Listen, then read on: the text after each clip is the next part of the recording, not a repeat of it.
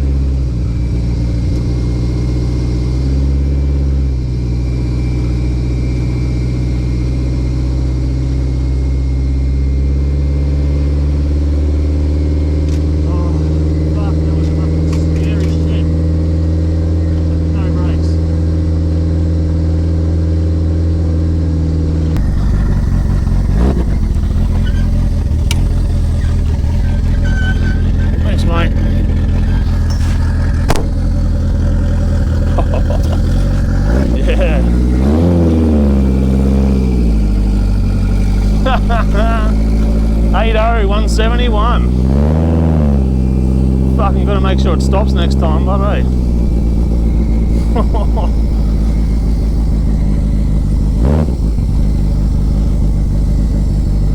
Right, so trust me, that didn't look that sketchy, but it felt pretty sketchy. I couldn't stop the car for about 2 or 3 seconds, so I was actually aiming for a spot on the net.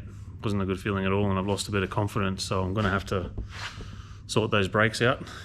The good thing was the car went dead straight and it hooked very good on the 235, so I've got no problems thinking that that'll go into the 1.2s in the 60 and into the 7s. I did cut the oil filter open on it again, and it does have fine aluminium powder in there again. It's doing my head in where it's coming from. I might just pretend that it didn't happen because I couldn't be bothered pulling the sump off. This thing, I ended up making a 4-to-1 header, 1.5-inch pipe. I used the actual spigots and the turns out off the Hayabusa headers. My welding's gone a little bit crappy, but I'm going to ceramic coat it. Probably have a bit out of practice. So I'll come down here, turn 2 1/4 into a V-band. And the turbo is going to sit up here, the wastegate here, so it's going to come up to a Y.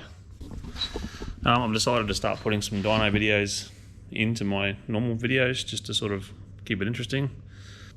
There is 2 this week that were a bit different to normal and interesting to look at. So while I cut and weld this, you guys can watch that.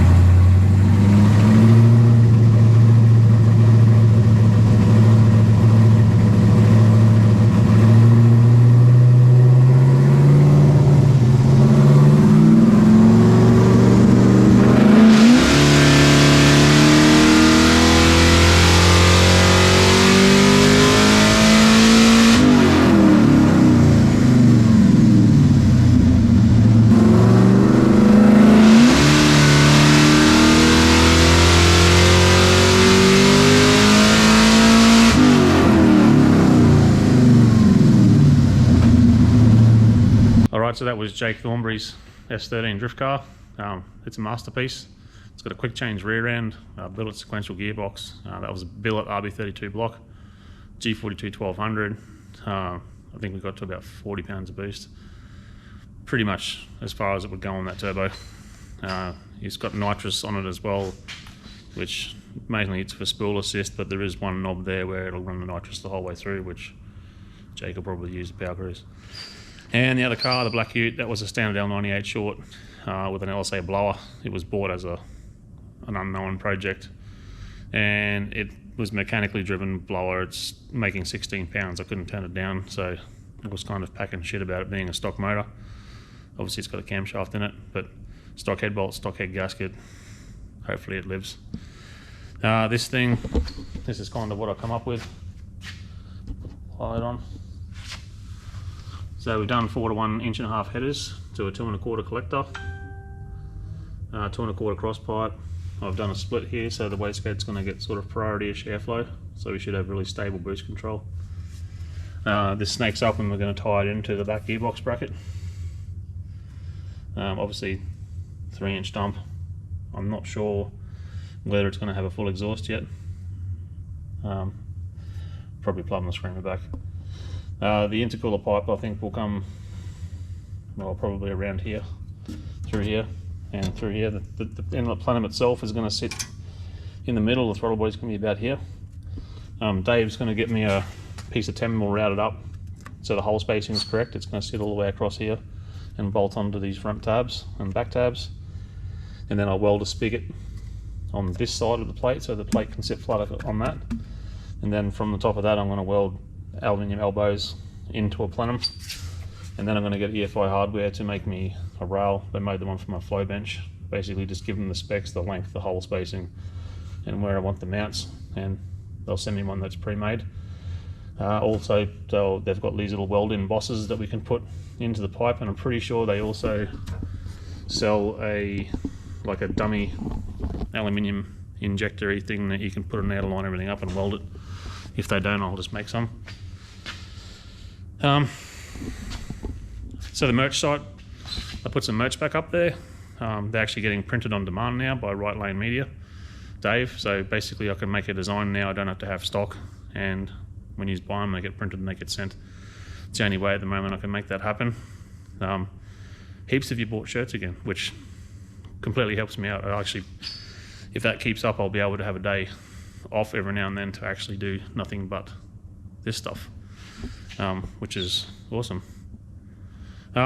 Also a new event coming up. I think they're calling it Cash Days or Cash Nights, or it's a friend of mine anyway. It's a $250 buy-in, 20 cars, when it takes all short track event. It's going to be held after a test and tune, so we'll video that too. Anyway, so next week I'll probably get onto that inlet side and maybe start doing some wiring or mount the radiator or something like that. So those little dyno videos in the middle there, let me know if you want me to keep doing those. I purposely left it raw so you can hear what's going on, see what's going on, and by doing it that way it's actually quite easy to edit, so there's no reason why I couldn't do 1 or 2 of those a week. Just pick something interesting that's happening and use it to make the interesting part, well, make the video more interesting than just me cutting and welding and sticking my nose hairs in the camera. Anyway, don't forget to like and subscribe, and I'll see you next week.